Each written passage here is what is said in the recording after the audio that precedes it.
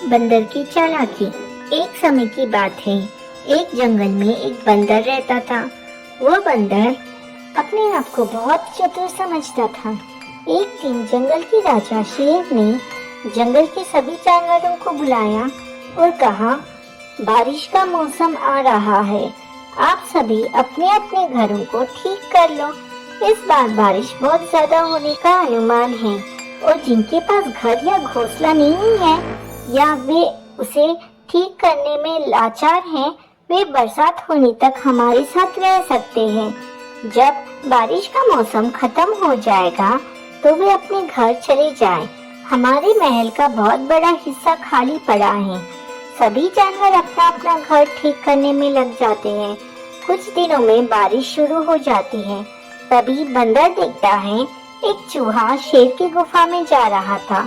बंदर उससे जाने का कारण पूछता है तो चूहा उसे बताता है, मेरे दांत टूट चुके हैं, मैं अपना बिल ठीक नहीं कर सकता, उसमें पानी भर जाता है, इसलिए मैं यहाँ रहने जा रहा हूँ।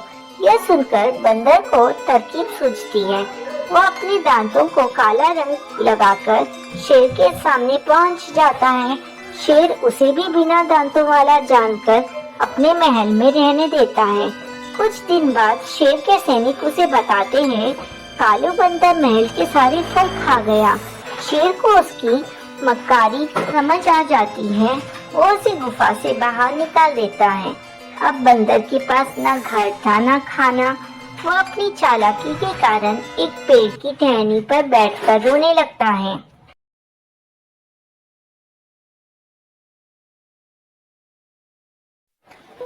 एक जंगल में एक लोमड़ी रहती थी। वो जब भी शिकार पर जाती थी, उसके पीछे चीते पड़ जाते थे और उसे शिकार छोड़कर भागना पड़ता था। कई बार तो उसे अपनी जान बचानी भी मुश्किल हो जाती थी। इसी सब से परेशान होकर उसने एक तरकीब सोची। उसने अपने आप को चीता बनाने की सोची, लेकिन यह हो कैसे सकता है। इसी सोच विचार करते करते उसे एक उपाय सूझा। वो बढ़ई के पास जाती है और कहती है, बढ़ई, मेरी पूंछ को काटकर लकड़ी के चीते जैसी पूंछ लगा दो, नहीं तो मैं तेरे बच्चों को उठा ले जाऊंगी। बढ़ई डर के मारे लोमड़ी की बात सुन लेता है और लोमड़ी की पूंछ काटकर लकड़ी की पूंछ लगा देता है। फिर वो एक डॉक्टर के पास जाती है और कहती है, मेरा मुंह चीते जैसा पिचका दे, नहीं तो तेरे बच्चों को उठा कर ले जाऊंगी मैं। डॉक्टर उसका मुंह चीते जैसा कर देता है। उसके बाद लोमड़ी एक पेंटर के पास जाती है और कहती है, मेरे शरीर पर चीते जैसा रंग बना कर दे, नहीं तो मैं तेरे बच्चों को उठा ले जाऊंगी। पेंटर भी उसके शरीर पर चीते जैसे रंगीन चित्रकारी बना देता है। अगले दिन वो चीतों के बीच में पहुंच जाती है। सभी चीते हैरान हो जाते हैं कि यह नया चीता तो बहुत ताकतवर है। अब वो चीतों के संग शिकार करती और बहुत मजे से चीतों के साथ बैठकर खाती थी। कोई भी उसे पहचान नहीं पा रहा था। इसी तरह कुछ दिन बीत जाते हैं। एक दिन लोमड़ी चीतों के साथ शिकार पर जाती है तो चीते एक हिरन के पीछे भागते हैं। लोमड़ी भी उनकी नकल करके भागने लगती है, लेकिन वो चीतों जितनी तेज नहीं भाग पाती। इससे चीतों को कुछ शक हो जाता है। वो चीते शाम को उससे पूछते हैं, अरे तो आज भागा क्यों नहीं, तेरे कारण शिकार हाथ से निकल गया। इस पर लोमड़ी कहती है, आज मेरी तबीयत ठीक नहीं थी, कल देखना मैं अकेले ही शिकार कर लाऊंगा। अगले दिन जब शिकार पर जाते हैं सब लोग, तभी बारिश हो जाती है। लोमड़ी का सारा रंग बह जाता है। यह देखकर चीते समझ जाते हैं। वो उसके पीछे पड़ जाते हैं। इसी भाग दौड़ में उसकी लकड़ी की पूंछ भी गिर जाती है। वो किसी तरह अपनी जान बचाकर लोमड़ियों के झुंड में पहुंच जाती है, लेकिन जब वो वहां जाती है तो उसे कोई नहीं पहचानता। लोमड़ी कहती है, मैं लोमड़ी हूँ, मैं तो बचपन से तुम्हारे साथ रहती थी। तब अरे ये पता नहीं कौन है। दूसरी लोमड़ी कहती है, ना तो इसकी हमारी जैसी पूंछ है ना ही इसका मुंह लोमड़ी जैसा है, इसे मार मार कर भगा दो, नहीं तो यह हमारे बच्चों को खा जाएगी। इसका मुंह चीते जैसा है। यह सुनकर सारी लोमड़ी उसे मारने दौड़ पड़ती है। लोमड़ी किसी तरह अपनी जान बचाकर दूर जंगल में पहुंच जाती है। अब वो ना तो अपने झुंड की रही, ना चीतों के झुंड की। बच्चों, इस कहानी से हमें यह शिक्षा मिलती है, अपनों के साथ रहने में ही भलाई है। दूसरों की नकल करने से अपने भी साथ छोड़ देते हैं।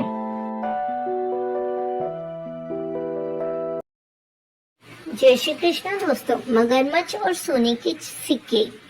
एक नदी में एक मगरमच्छ रहता था। वो बहुत चालाक था। बहुत सारी मछलियों को खाने के बाद उसने सोचा, क्यों ना इंसानों को खाया जाए। एक दिन एक आदमी नदी में नहा रहा था। मगरमच्छ ने उसे पकड़ लिया और खींचकर नदी के अंदर ले गया। मगरमच्छ को कई दिनों का भोजन मिल चुका था, लेकिन उस आदमी को मगर ने खा लिया। यह बात आसपास के कई गांवों में फैल गई। अब कोई भी नदी के पास नहीं जाता था। मगरमच्छ का मन बहुत परेशान रहने लगा। उसे शिकार करने का मौका नहीं मिल रहा था। एक दिन वह पानी के अंदर तैरकर मछलियों को खाने की कोशिश कर रहा था। तभी उसे पानी में एक पोटली नजर आई। मगर ने देखा, उसमें सोने के सिक्के भरे हुए थे। अब मगरमच्छ को एक उपाय सूझा। उसने उस पोटली को अपनी पीठ के ऊपर रख लिया और पानी की सतह पर घूमने लगा। दोपहर के समय गांव के कुछ किसान अपने खेत में काम कर रहे थे। सूरज की किरणें सोने के सिक्के पर पड़ी तो वो चमकने लगे। उसकी चमक देखकर एक किसान नदी के पास आया तो उसे सोने के सिक्कों से भरी पोटली नजर आई।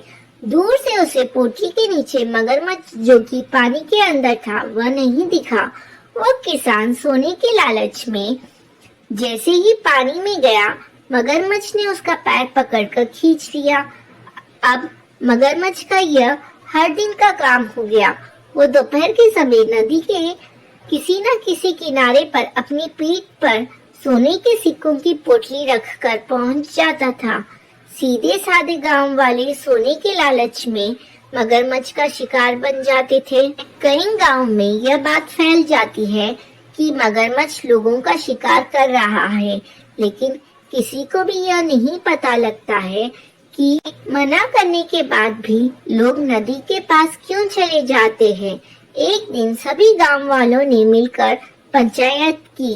उसमें फैसला लिया गया कि नदी के किनारे पर पहरा देने के लिए गांव के कुछ नौजवान दूर खड़े रहेंगे और नजर रखेंगे कि कोई भी नदी किनारे ना जाए। गांव के नौजवानों को नदी के किनारे पे खड़ा कर दिया गया। मगरमच्छ ने जब यह सब देखा तो वो कुछ दिन के लिए वहां से दूर चला गया। पोटली को उसने एक पत्थर के नीचे छुपा दिया। जब से नदी के किनारे लोगों को खड़ा किया गया, एक भी आदमी के मरने की खबर नहीं आई। कुछ दिन बाद लोग बेफिक्र हो गए। उन्हें लगा मगरमच्छ नदी के साथ कहीं और चला गया। कुछ दिन सब ठीक चलता रहा, लेकिन 2 महीने बाद ही फिर से गांव के लोग गायब होने लगे। इससे सब बहुत परेशान हो जाते हैं। अब गांव वाले इकट्ठा होकर कलेक्टर साहब के पास जाकर फरियाद करते हैं। कलेक्टर साहब शहर से 2 शिकारियों को बुलाकर नदी किनारे छिपा देते हैं। दोनों शिकारी छिपकर देखने लगते हैं कि मगरमच्छ कब आता है, लेकिन कुछ दिन मगरमच्छ नहीं आता। फिर वे 1-2 किसानों से बात करके उन्हें नदी किनारे घुमाने के लिए कहते हैं और शिकारी छिपकर उन पर नजर रखते हैं। एक दिन मगरमच्छ वही सोने के सिक्कों की पोटली लेकर पानी पर तैरता दिखाई देता है। सिक्कों की चमक से किसान और शिकारियों को सारी बात समझ में आ जाती है। दोनों शिकारी छिपकर पोटली के आसपास निशाना लगाकर गोलियां चला देते हैं, जिससे मगरमच्छ मर जाता है। सभी गांव वालों की जान में जान आती है। कलेक्टर साहब वो सोने के सिक्कों की पोटली उन दोनों शिकारियों को इनाम के रूप में दे देते हैं। बिल्लियों की शॉपिंग। घरों में रहने वाली बिल्लियों को बहुत मार पड़ती थी। कभी दूध के लिए तो कभी किसी और चीज के लिए।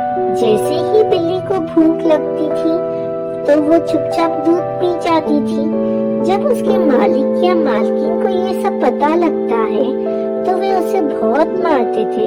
इसी तरह बिल्ली जब घूमने जाती थी तो हर इंसान उन्हें देखकर मुंह बनाता था कि बिल्ली ने रास्ता काट दिया है, अब क्या होगा।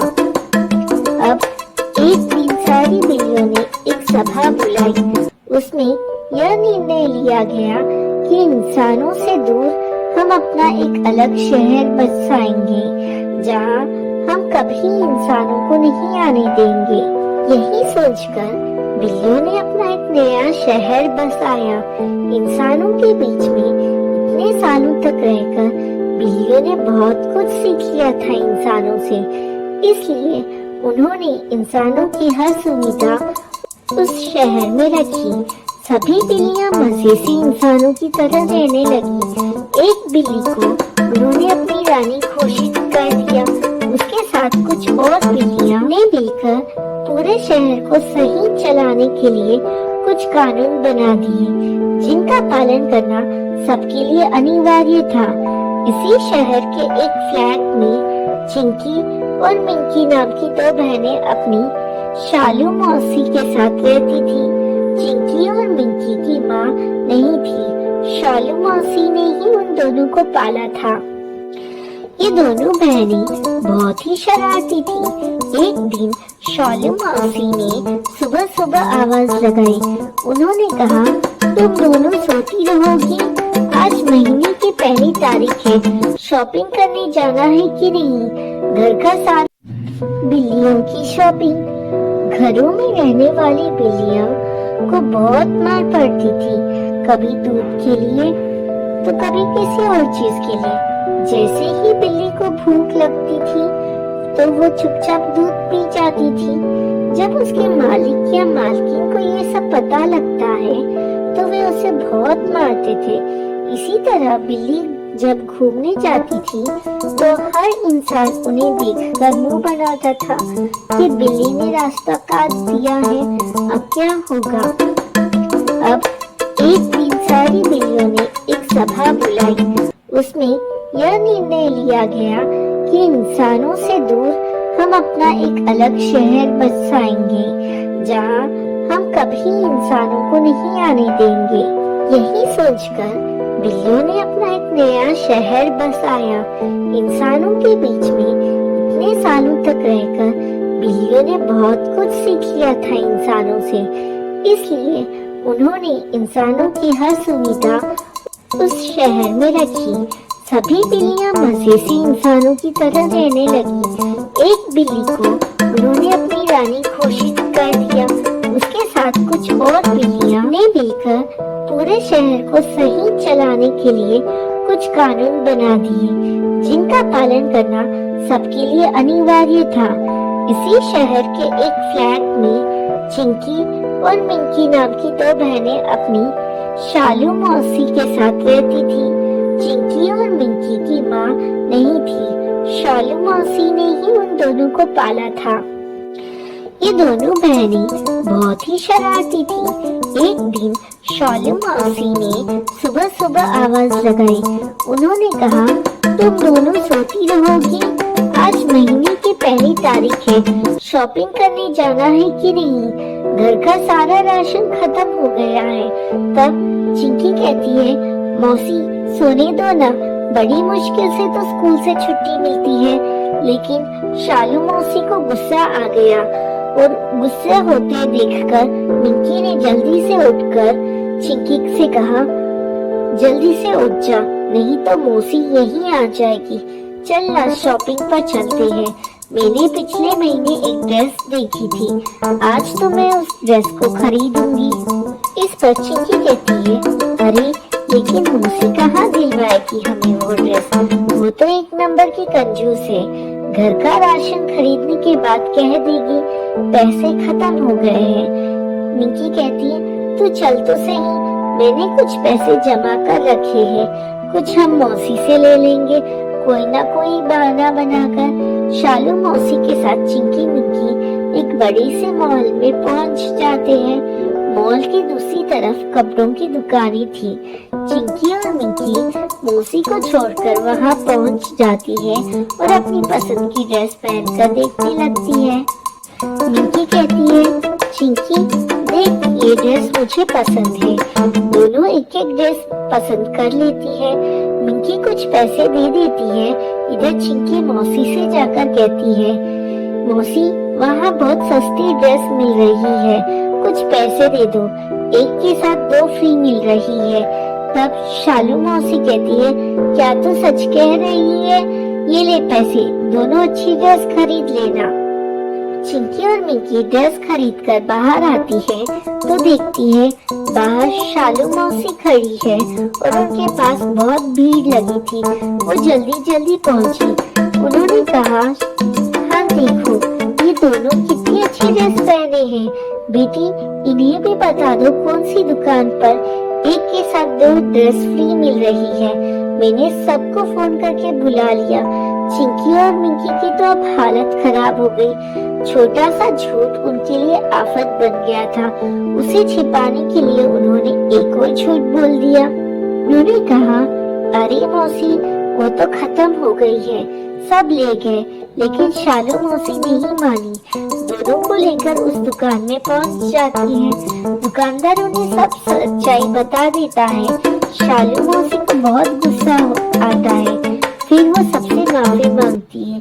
सबके जाने के बाद वो दोनों को लेकर घर आ जाती है। दोनों बहनें अपने किए पर बहुत पछताती है। दोनों मौसी के पैर पकड़कर उनसे माफी मांगने लगती है। दोस्तों, इस कहानी से हमें यह शिक्षा मिलती है कि हमें कभी भी झूठ नहीं बोलना चाहिए। एक झूठ के कारण कभी कभी बड़ों को अपमान भी हो सकता है। चींटी की टोपी। एक गांव में एक पेड़ के नीचे बहुत सी चींटी एक सुरंग बनाकर रहती थी। उनकी रानी चींटी बहुत शान से रहती थी। बाकी सभी चींटियां भी उनको बहुत ध्यान रखती थी। वे उनके लिए खाना लाती थी। एक दिन रानी चींटी अपनी सुरंग के बाहर घूम रही थी।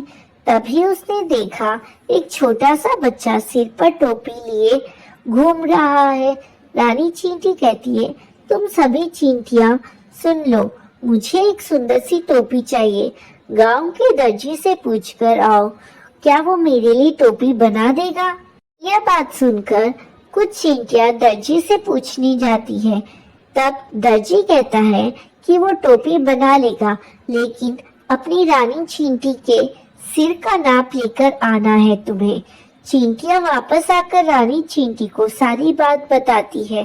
तब रानी चींटी कहती है, उससे कहो वो कल मेरा नाप लेने आए। इस पर दर्जी मना कर देता है क्योंकि उसके पास इतना छोटा फीता नहीं था। रानी चींटी यह बात सुनकर उदास हो जाती है। उसे देखकर बाकी सारी चींटियां भी परेशान हो जाती है। फिर वे एक ऐसे दर्जी की तलाश में जाती है जो रानी चींटी के लिए हैट बना सके, लेकिन उन्हें कोई नहीं मिलता। इधर रानी चींटी को कुछ नहीं अच्छा लग रहा था। वो खाना भी कम खा रही थी। वो दिन भर अपनी सुरंग में आईने के सामने बैठी रहती और कहती, काश कोई मेरे लिए सुंदर सी टोपी बना दे। वहीं पास में दूसरे बिल में एक चूहा रहता था। वो रानी चींटी की बात सुन लेता है। चूहा उसके पास जाता है और कहता है, बहन चिंता मत करो, मेरी पत्नी तुम्हारे लिए टोपी बना देगी। यह सुनकर रानी चींटी बहुत खुश हो जाती है। इधर चूहा अपनी चूहिया से इस बारे में बात करता है। चूहिया अपनी पूंछ से रानी चींटी के सिर का नाप ले लेती है और फिर एक सुंदर सी टोपी बनाकर दे देती है। रानी चींटी उस टोपी को देखकर बहुत खुश होती है। उसे देखकर सभी चींटियां भी खुश हो जाती है। रानी चींटी कहती है, आप दोनों ने मेरी इच्छा पूरी की है। अगर मैं आपके कोई काम आ सकूं तो मेरी सारी चींटियां आपकी सेवा में हाजिर है। तब चूहा कहता है, नहीं बहन, हमने ये सब अपनी मर्जी से किया है। इस पर रानी चींटी कहती है, वैसे आपको कभी भी हमारी जरूरत हो तो हमें आपके लिए अपनी जान भी दे देंगे। कुछ दिन बाद गांव में बहुत तेज बारिश होती है। चूहा चूहिया और सारी चींटियां पेड़ के ऊपर चढ़ जाती है। तभी एक हाथी बारिश में नहाता हुआ वहां से गुजर रहा था। चूहा उसे देखकर हंसने लगा। उस हाथी को लगा कि यह चूहा उसका मजाक उड़ा रहा है, इसलिए उसने पेड़ पर जोरदार टक्कर मारी, जिससे चूहा और चूहिया नीचे गिर गए। दूर से चींटियां ये सब देख रही थी।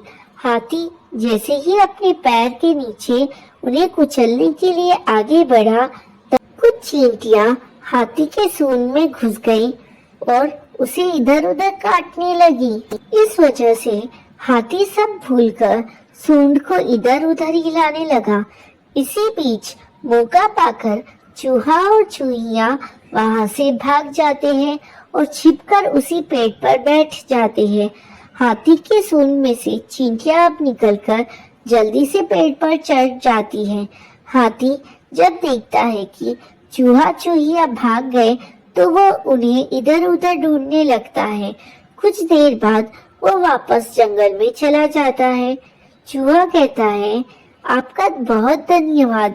अगर आप हमारी मदद नहीं करते तो हम दोनों आज मर चुके होते। इस पर रानी चींटी कहती है, आपने भी तो मेरे लिए बहुत कुछ किया है। और इस तरह चूहा, चूहिया और चींटियां सब मिलकर रहने लगते हैं। एक जंगल में एक शेर रहता था। उस शेर का एक दोस्त था चूहा। एक बार शेर जंगल में एक पेड़ के नीचे बैठकर आराम कर रहा था। तभी उसके पैर में उस चूहे ने काट दिया। शेर को बहुत गुस्सा आया। शेर ने कहा, तेरी मौत आई है क्या, जो आज जंगल के राजा के पैरों में काट रहा है? चूहा कहता है, दम है तो मुझे पकड़ के दिखा। शेर चूहे के पीछे दौड़ लेता है। दौड़ते दौड़ते बहुत दूर जाने पर चूहा कहता है, रुको शेर भाई। तब शेर कहता है, क्यों, क्या हुआ? निकल गई सब हेकड़ी? मरना ही था तो मुझे इतना क्यों दौड़ाया? अगर मैं तुम्हें नहीं काटता तो तुम मेरे पीछे नहीं आते, और अगर तुम मेरे पीछे नहीं आते तो तुम यहाँ नहीं सर्कस में करतब दिखा रहे होते। इस पर शेर कहता है, वो कैसे? चूहा कहता है, वो देखो, सर्कस वालों ने जाल बिछाया था। शेर ने कुछ दूर वापस आकर देखा तो सचमुच सर्कस वाले जाल बिछाकर बैठे थे। यह देखकर शेर कहता है, चूहे भाई, तुमने अपनी जान जोखिम में डालकर मेरी जान बचाई है। आज से तुम मेरे दोस्त हो। इस पर चूहा कहता है, ठीक है, लेकिन मेरी एक शर्त है। ये बात तुम किसी को नहीं बताओगे, नहीं तो जंगल के सारे जानवर तुम्हारी हंसी उड़ाएंगे। इस पर शेर कहता है, ठीक है, लेकिन तुम जब भी किसी मुसीबत में हो तो मुझे बुला देना। चूहा कहता है, ठीक है, अब मैं चलता हूँ। इधर शेर उन शिकारियों पर हमला कर देता है। पीछे से हुए हमले से डरकर वे भाग जाते हैं। शेर और चूहे की दोस्ती अब पक्की हो गई। ऐसे कई दिन बीत गए। एक दिन चूहा अपने बिल में आराम कर रहा था। तभी शेर ने उसे आवाज़ दी। शेर की आवाज़ सुनकर चूहा बाहर आया और शेर उससे कहता है, चलो भाई, आज जंगल में घूमने चलते हैं। चूहा कहता है, चलो। दोनों घूमने चल देते हैं। रास्ते में चूहे को एक बिल्ली नज़र आती है। चूहा डर के मारे शेर के पैरों के नीचे से चलने लगता है। बिल्ली भी शेर के पीछे चलने लगती है। ये देखकर बिल्ली सोचती है कि शेर इसे देखेगा तो अपने पंजों से इसे दबाकर मार देगा, फिर मैं इसे खा लूँगी। बिल्ली को शेर के पीछे जाता देख एक कुत्ता पीछे पीछे चल देता है। बिल्ली चूहे को खाएगी, मैं बिल्ली को खा जाऊंगा। यह सोचकर कुत्ता भी उसके पीछे चल देता है। कुछ और आगे जाने पर एक सियार तीनों को देखता है तो वो भी यह सोचता है कि चलो शेर के जाने के बाद मैं इन तीनों को खा जाऊंगा। उनके कुछ दूर आगे जाने पर मगरमच्छ पीछे पीछे आने लगता है। ये सोचता है अगर सियार सबको खा जाएगा तो मैं इसकी टांग पकड़कर पानी में ले जाकर आराम से इसे खा जाऊंगा। इसी तरह इनको चलता देख हाथी सोचता है लगता है शेर के डर से सब उसके पीछे चल रहे हैं, मुझे भी चलना चाहिए, शायद कहीं सभा होने जा रही है। इस तरह हाथी भी पीछे चल देता है। उनके पीछे इसी तरह पूरे जंगल के जानवर चलने लगते हैं। आगे चलते चलते नदी आ जाती है। शेर और चूहा वहाँ बैठकर विश्राम करने की सोचते हैं नदी किनारे। जब शेर पलटकर देखता है तो पूरे जंगल के जानवर उनका पीछा कर रहे थे। यह देखकर वो कहता है, अरे तुम सब हमारे पीछे क्यों आ रहे हो? सभी जानवर अपना अपना कारण बता देते हैं। शेर और चूहा दोनों हंसने लगते हैं। शेर कहता है, एक चूहे को खाने के लिए इतने बड़े जानवर लाइन लगाकर बैठे हैं। ये चूहा तो मेरा दोस्त है, खबरदार किसी ने इसकी तरफ आंख उठाकर देखा तो। इस पर चूहा कहता है, शेर भाई रहने दीजिए, मैं तो अपने बिल में ही अच्छा था। तब शेर कहता है, नहीं, आज से तुम कहीं भी घूमो, अगर इस चूहे को कुछ भी हुआ तो मैं इस जंगल के सभी जानवरों को खा जाऊंगा। सभी जानवर उसकी बात सुनकर डर जाते हैं। हाथी कहता है, लेकिन महाराज, हम में से आधे जानवर तो शाकाहारी है। हम यह सोचकर आए थे कि आप जंगल में सभी जानवरों की सभा करने जा रहे हैं, लेकिन आप तो इस चूहे के गुणगान कर रहे हैं। शेर कहता है, सुनो, इस नन्हे से चूहे ने एक बार मेरी जान बचाई थी, इसलिए ये मेरा दोस्त है, किसी को भी छोटा नहीं समझना चाहिए। शेर की बात सुनकर सभी जंगल के जानवर चूहे की तारीफ करने लगे।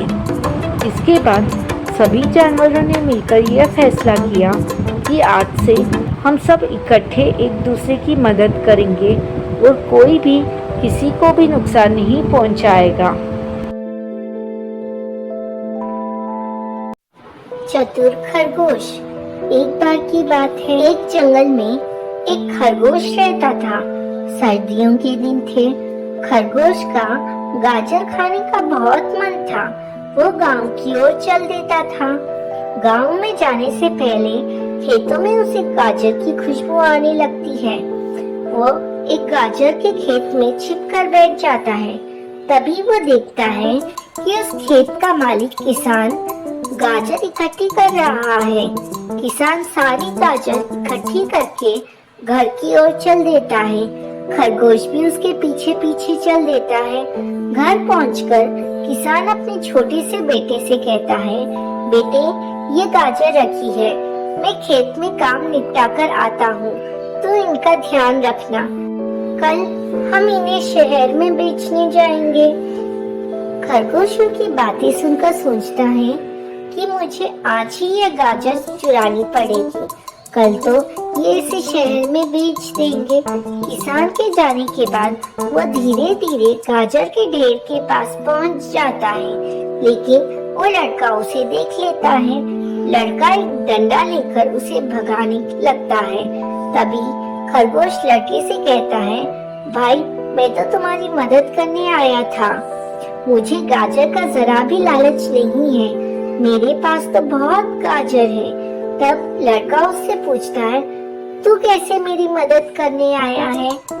तब खरगोश कहता है, शहर में मैंने देखा है लोग गाजर कम खाते हैं, इसलिए तुम्हारी गाजर कम दाम में बिकती है।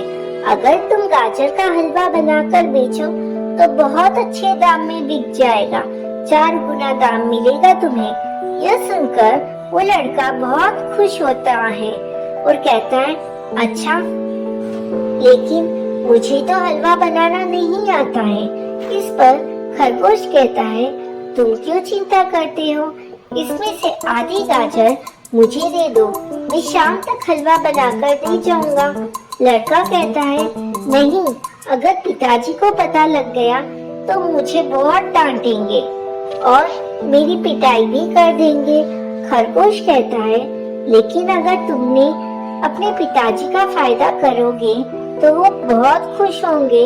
जब तुम्हारे पिताजी गाजर बेच रहे हो तुम उनसे छिपकर हलवा बेचते रहना। बाद में जब तुम उन्हें ज्यादा पैसे दोगे तो वो बहुत खुश होंगे। यह सुनकर लड़का उसकी बातों में आ जाता है और उसे आधी गाजर दे देता है। खरगोश वो गाजर लेकर मजे से अपने घर आ जाता है। कुछ देर बाद किसान घर आता है तो उसका लड़का उसे कह देता है कि एक हलवाई गाजर ले गया है और पैसे कल दे देगा। अगले दिन किसान का बेटा खरगोश का इंतजार करता रहता है, लेकिन वो नहीं आता। उसे बहुत गुस्सा आता है।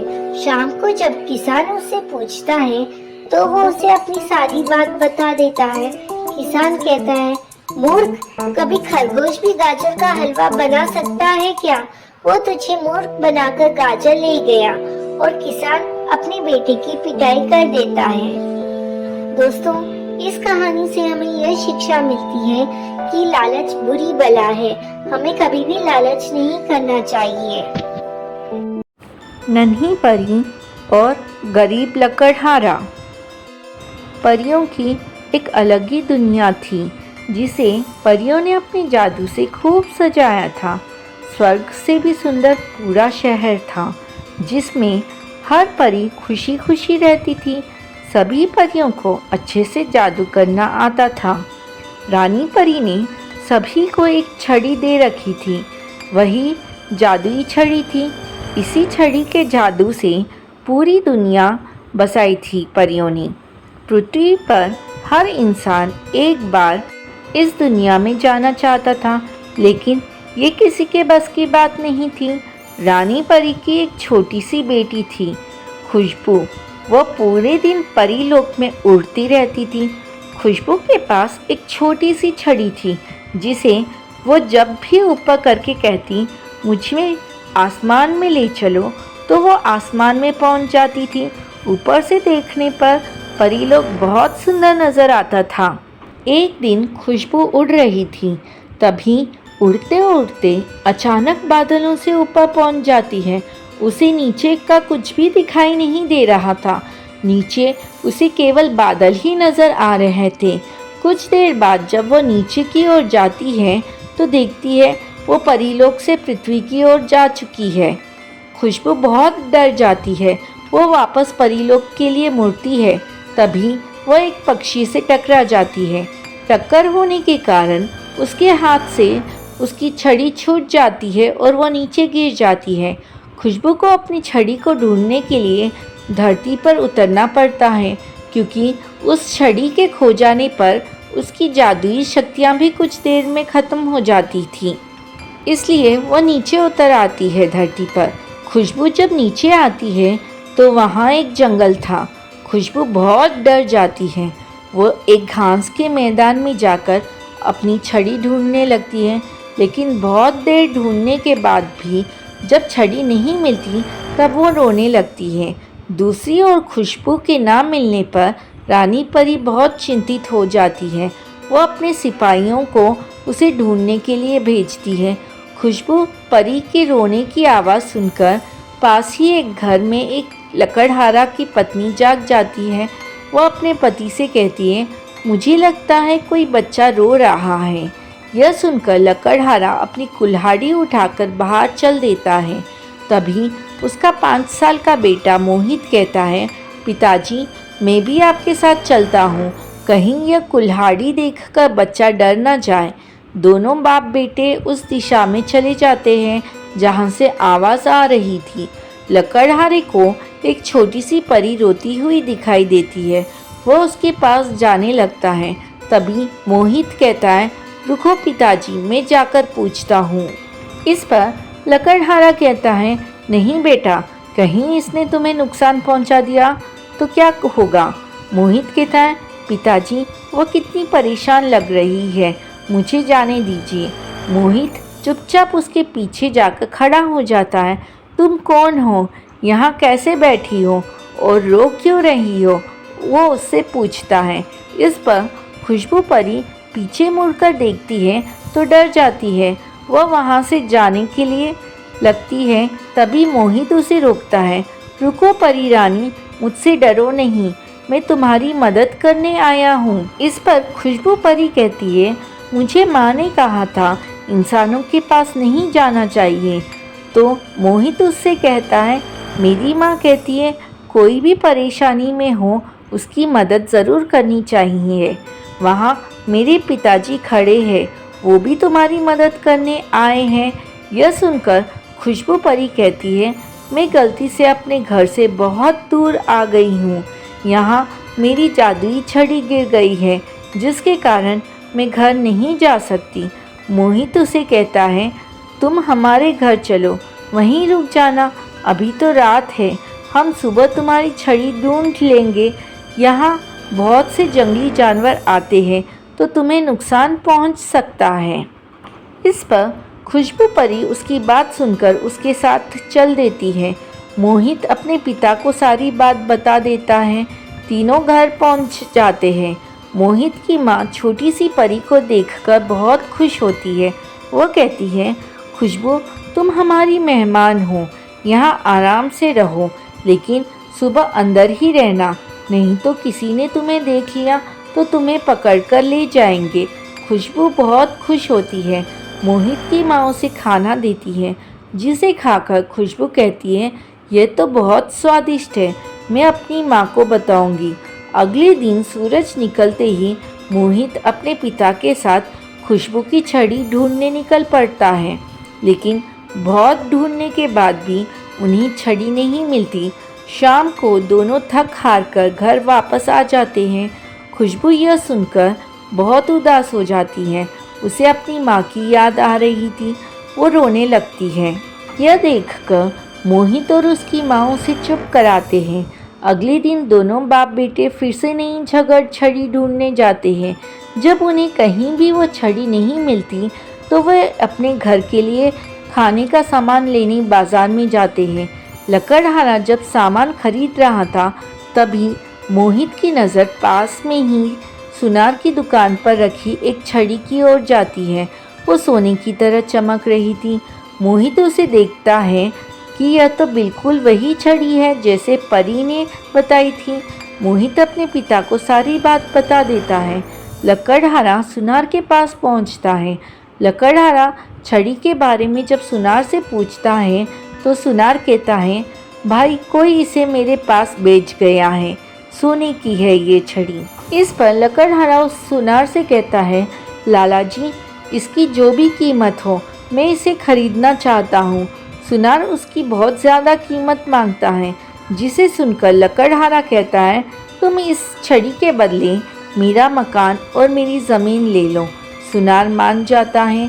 वो लकड़हारे से कहता है, कल मैं आऊँगा, तू मकान खाली कर दियो, ले ये छड़ी ले जा।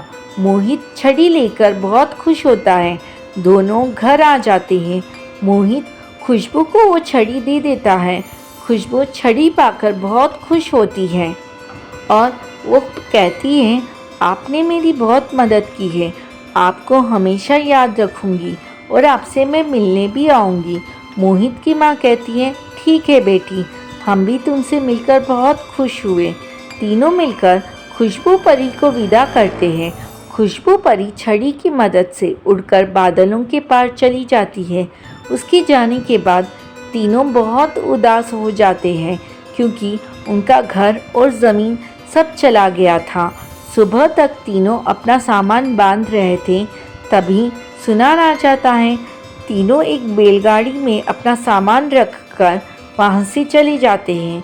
सुनार घर को अपने कब्जे में कर लेता है। लकड़हारा अपनी पत्नी और बच्चों के साथ पास ही के जंगल में एक तंबू बनाकर रहने लगा। दूसरी ओर जब खुशबू वापस परीलोक में पहुंचती है तो उसकी माँ उसे देखकर बहुत खुश होती है। खुशबू अपनी माँ को सारी बात बताती है। दूसरे दिन खुशबू अपनी माँ रानी परी और अन्य परियों के साथ मोहित और उसके परिवार से मिलने जाती है, लेकिन वहाँ कोई नहीं था। रानी परी अपनी सिपाहियों से उन्हें ढूंढने के लिए कहती है। सिपाही ढूंढते ढूंढते जंगल में पहुंच जाते हैं। वहाँ उन्हें लकड़हारा और उसका परिवार मिल जाता है। वे तीनों को लेकर रानी परी के पास पहुंचते हैं। रानी परी को सारी बात का पता लगता है।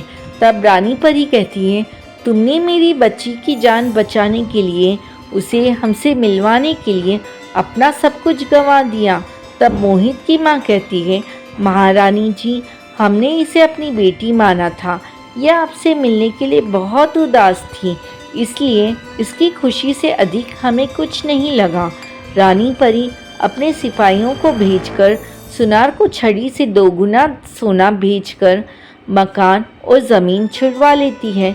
मोहित और उसके परिवार को वापस अपना घर मिल जाता है। जब वे घर के अंदर जाते हैं तो उनके घर में सोने चांदी का भंडार लगा हुआ था। रानी परी कहती है, ये खजाना कभी खत्म नहीं होगा। इस पर मोहित की माँ ने कहा, ये सब हमने किसी लालच में नहीं किया था। तब रानी परी कहती है, ये मैं अपनी खुशी से दे रही हूँ, और हाँ, हम तुमसे मिलने आते रहेंगे। अब हमें जाना होगा। रानी परी खुशबू को लेकर चली जाती है। मोहित और उसका परिवार अब बहुत मज़े से रहने लगते हैं।